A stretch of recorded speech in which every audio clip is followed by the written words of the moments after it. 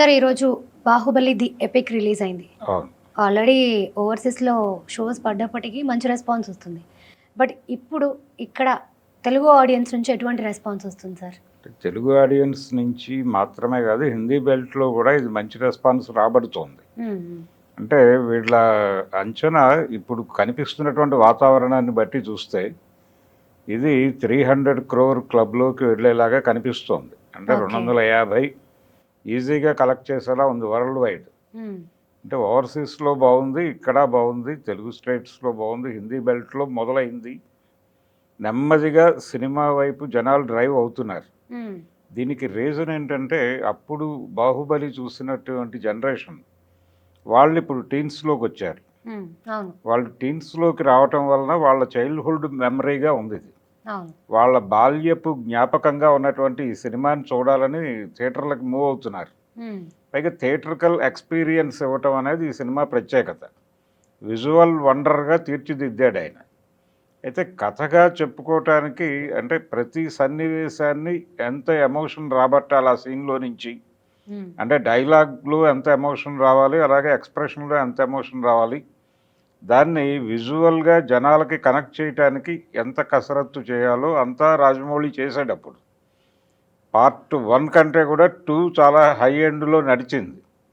నిజానికి ఆ cinema release అయిన రోజు, పార్ట్ 1 రిలీజ్ అయిన రోజు ప్రజల నుంచి పెద్దగా పాజిటివ్ రెస్పాన్స్ ఏం లేదు. హ్మ్. హ్మ్. చాలా నార్మల్‌గా సరే ఉంది సినిమా పర్లేదు అన్నట్టుగా బయటకొచ్చారు. హిందీ బెల్ట్‌లో కూడా అదే పరిస్థితి. ఓకే. అంటే ఏమవుతుంది సినిమా కనీసం పెట్టిన డబ్బులైనా వస్తాయా అనేటువంటి ఒక సందేహానికి రాజమౌళే గురయ్యాడు. హ్మ్. కానీ నెమ్మదిగా రెండో రోజుకి పికప్ అయింది. పికప్ అయింది. తర్వాత అది దూసుకుని వెళ్ళిపోయింది. హ్మ్. పార్ట్ 2కి వచ్చేసరికి విపరీతమైన ఎక్స్‌పెక్టేషన్స్ పెంచింది ఆ సినిమా. అవును. ముఖ్యంగా వాళ్ళు ఎవరు అంటే కట్టప్ప ఎందుకు చంపాడు బాహుబలిని అనేది హ్మ్. విపరీతంగా జనాల్లో ఒక క్యూరియాసిటీని నింపింది. ఆ టైంలో కూడా చాలా మీమ్స్ వచ్చాయి దాని మీద. ఎవరు చంపారు అనేది ఒక పెద్ద చర్చ. అవును. దాని మీద రకరకాల మీమ్స్ మాత్రమే కాదు, ఒక మేరకు షార్ట్ ఫిల్మ్ లాంటివి కూడా తీశారు. అవును. అవును. తీసేసి ప్రపంచం మొత్తం ఆ పనిలో ఎంగేజ్ అయింది. అవును. అలా ఎంగేజ్ అవ్వటం దాని తాలూకా ప్రభావం పార్ట్ 2 కలెక్షన్స్ విపరీతంగా జరిగి అది ప్రపంచవ్యాప్తంగా 1800 కోట్లు కలెక్ట్ చేసింది. హ్మ్. కలెక్ట్ చేసి ఒక తెలుగు సినిమా ఈ రేంజ్లో వసూలు చేయగలదు అని ప్రూవ్ చేసిన సినిమాగా అది నిలబడింది. కానీ ఇప్పుడు చూసిన ఈ ఎపెక్ అనేది 2 భాగాలు కలిపి ఒక భాగం చేశారు. దీన్ని పార్ట్ 1 గానో లేకపోతే బిగినింగ్ అంటారు దాన్ని, అవును. కంక్లూజివ్ అని రెండో దానికి అన్నాడు ఆయన. కానీ ఆ రెండిటిని కలిపి ఇప్పుడు ఎపిక్ అన్నాడు. హ్మ్. అవును. ఈ ఎపిక్ చూస్తున్నప్పుడు కొత్త అనుభూతే కలిగింది ప్రేక్షకులకి. థియేటర్లో అదేదో పాత సినిమా చూస్తున్నాం అంటే హ్మ్. రీ హ్మ్. రిలీజ్ సినిమా చూస్తున్న అనుభూతి లేదు. ఓకే. ఓకే. ఇది ఎంటైర్లీ ఒక కొత్త సినిమా చూస్తున్న మూడ్లోనే కూర్చున్నారు ఆడియన్స్ థియేటర్లో. హుహు. హ్మ్. అలాగే ప్రతి సన్నివేశానికి వాళ్ళు ఎమోషనలైజ్ అవుతున్నటువంటి థియేటర్ ఎమోషనలైజ్ అయ్యింది. హ్మ్. పర్టికులర్గా కొన్ని సీన్స్ విపరీతంగా ప్రభావం చూపించినాయి. ఓకే. నాజర్కి సంబంధించి 2-3 డైలాగులు కలిపారు అంతే. హుహు. అంతకు మించి పెద్దగా జోడించింది ఏం లేదు. కానీ విపరీతంగా కత్తెరకి పని చెప్పారు. ఆ! అంటే తమన్నా పార్ట్ దాదాపుగా తీసేశారు. ఆ లవ్ ట్రాక్ అవన్నీ తీసేసి హ్మ్. ఆ ధీవరా పాటలో కొంత భాగాన్ని మాత్రం ఉంచారు. ఓకే.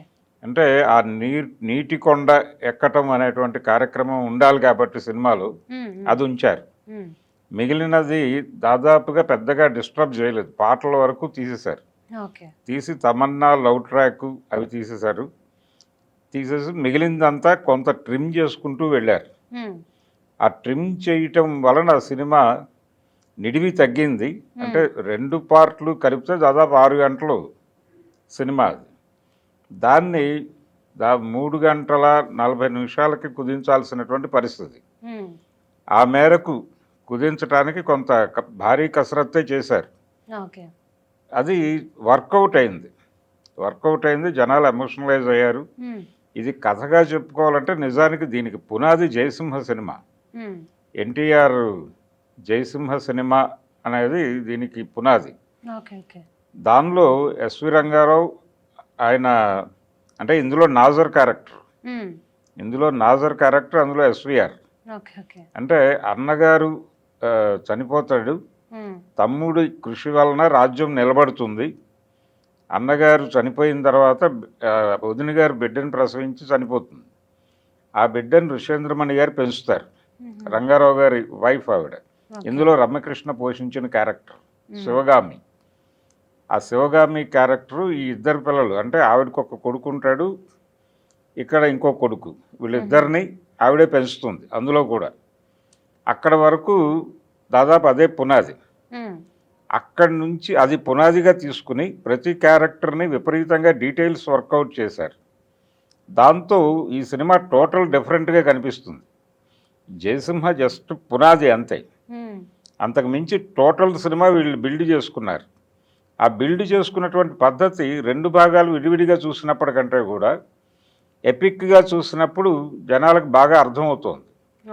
అంటే తమ్ముడు తను, అంటే నాజర్ తమ్ముడు, తన అన్నగారు తనకు అన్యాయం చేస్తాడు, తన కొడుక్కైనా న్యాయం జరగాలనుకుంటాడు, తన కొడుక్కి న్యాయం జరగదు, తన కొడుక్కి న్యాయం జరగట్లేదు అనేటువంటి సఫికేషను.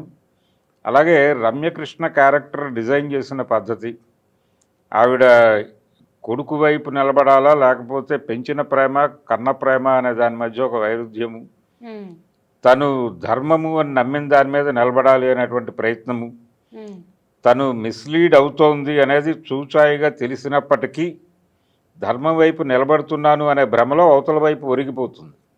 ఆ క్యారెక్టర్ని నిలబెట్టేటువంటి క్యారెక్టర్గా అనుష్క క్యారెక్టర్ని, దేవసేన క్యారెక్టర్ని డిజైన్ చేశారు. ప్రతి సందర్భంలోనూ నిలదీసి ఆ క్యారెక్టర్ని క్వశ్చన్ చేస్తుంది, నువ్వు రాంగ్ సైడ్ వెళ్తున్నావు అని. ఆవిడకి చివరిలో అర్థమవుతుంది ఆ క్యారెక్టర్కి. దేవసేన తనని ప్రతిసారి రైట్ సైడ్, ఒక రైట్ డైరెక్షన్లో నిలబెట్టే ప్రయత్నం చేసింది, అది పట్టించుకోలేదు. అందుకని తను తప్పు చేశానని ఫీల్ అయ్యి దాదాపుగా దేవసేన కాళ్ళు పట్టుకునే పరిస్థితికి వస్తుంది క్యారెక్టర్. అలా దేవసేన క్యారెక్టర్ని విపరీతంగా పెంచారు. ఆ రెండు క్యారెక్టర్లు వాళ్ళు డిజైన్ చేసినటువంటి పద్ధతి, అది రెండు భాగాలుగా చూసినప్పటికంటే కూడా ఒక భాగంగా చూసినప్పుడు బాగా కనెక్ట్ అయింది. అలాగే బాహుబలి క్యారెక్టర్, అది ఇద్దరుగా కనిపిస్తాడు, తండ్రి కొడుకులుగా.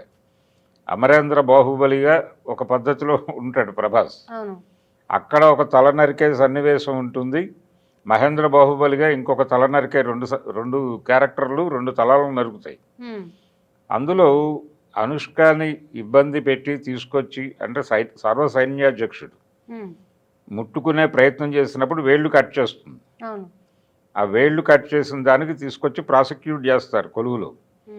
ఆ సందర్భంగా అసలు ఆడపిల్లల్ని ముట్టుకునేవాడిని వేళ్ళు నరకటం ఏంటి, తల కదా నరకాల్సింది అనే సీన్, ఆ సీన్ చాలా ఎమోషన్ రైజ్ చేసింది థియేటర్లో.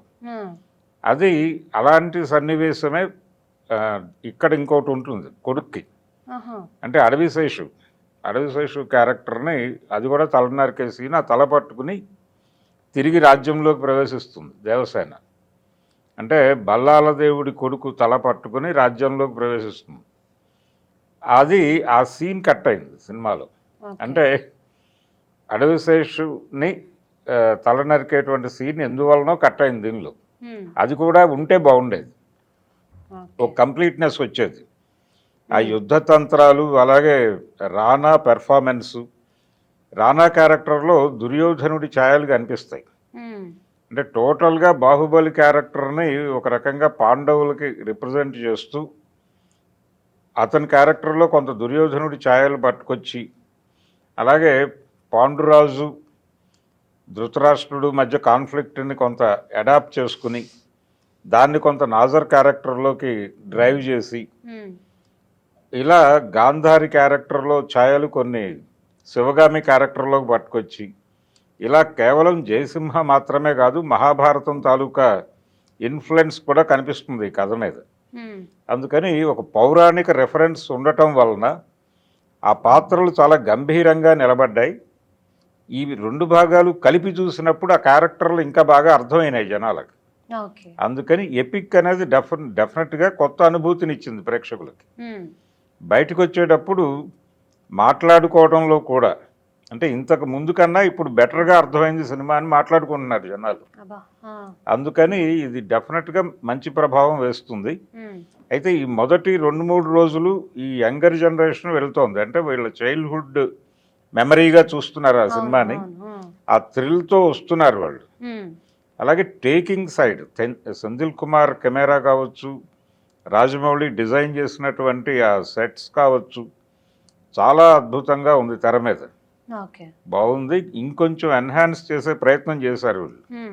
అది ఆడియన్స్ని నిలబెట్టింది థియేటర్లో. అందుకని ఇది ఒక విజువల్ వండరు. తెలుగులో ఈ స్థాయి సినిమా తీయటం అంటే నిజానికి ఆయన మార్కెట్ విస్తరణ కోసం ఒక భారీ సినిమా తీయాలి, ఒక క్వాలిటీ సినిమా తీయాలంటే డబ్బులు ఖర్చు పెట్టాలి. డబ్బులు ఖర్చు పెట్టాలంటే మార్కెట్ గ్యారంటీ ఉండాలి. ఆ మార్కెట్ గ్యారంటీ ఇచ్చేటువంటి సినిమా తీయగలడు అనే నమ్మకం కలిగించాలి. ఆ నమ్మకం కలిగించడం కోసం మగధీర తీశాడు. మగధీర సినిమా ద్వారా ఈ లెవెల్ సినిమాలు రాజమౌళి తీయగలడు అనే కాన్ఫిడెన్స్ని ఇచ్చాడు. ఇచ్చి బాహుబలికి పునాది అది. అక్కడి నుంచి బాహుబలికి ఎక్స్పాండ్ అయ్యాడు ఆయన. ఎక్స్పాండ్ అయ్యి దాన్ని ప్రూవ్ చేసుకున్నాడు. ప్రూవ్ చేసుకుని ఇప్పటికీ తను మాట్లాడేది అదే, విజువల్ వండర్ క్రియేట్ చేయండి. అంటే థియేటర్కల్ ఎక్స్పీరియన్స్ మీరు ప్రేక్షకులకు ఇస్తే వాళ్ళు సెల్ ఫోనుల్లో సినిమా చూడటం మానేసి థియేటర్కి వస్తారు అనేది ఆయన కాన్సెప్ట్ మొదటి నుంచి. ఆ కాన్సెప్ట్ని ఎంత బలంగా నమ్మాడు రాజమౌళి అనేది ఈ ఎపిక్ చూస్తే అర్థమవుతుంది. చాలా బాగుంది సినిమా. కథ అయితే రొటీన్ గా లేకుండా ఇంత ముందు చూసిన దాంట్లో కాకుండా ఆ సోల్ మిస్ అవ్వకుండా ఆ సోల్ మిస్ అవ్వకుండా బాగా ఎంజాయ్ చేస్తారు. బాగా ఎంజాయ్ చేశారు, ఎమోషనలైజ్ అయ్యారు. రెండోది క్యారెక్టర్లు క్లియర్గా అర్థమైనాయి. అప్పుడు గ్యాప్ ఉంది. అప్పుడు గ్యాప్ ఉంది. ఇప్పుడు రెండు కలిపి చూడటం వలన వచ్చిన అడ్వాన్స్మెంట్ అంటే ఒక ఇదేంటంటే ఒక సౌలభ్యం ఏంటంటే వీళ్ళకి టోటల్ కథ స్ట్రెచ్ అర్థమైంది. ఒకటే పార్ట్లో చూసేయచ్చు. ఒకటే పార్ట్లో చూడటం వల్ల క్యారెక్టర్ కంటిన్యూషన్ ఉంది, కన్ఫ్యూజన్ లేదు, క్లారిటీ ఉంది. జనాలకు ఆ క్యారెక్టర్ ఏమిటి అనేది అర్థమైంది. ఆ క్యారెక్టర్ కోసం వాళ్ళు ఎంత కష్టపడ్డారు, ఎన్ని డీటెయిల్స్ వర్కౌట్ చేశారు, ప్రతి ఎమోషన్కి విపరీతమైన డీటెయిల్స్ వర్కౌట్ చేశారు. అది ఇందులో కనిపించింది ఈ ఎపిక్లో.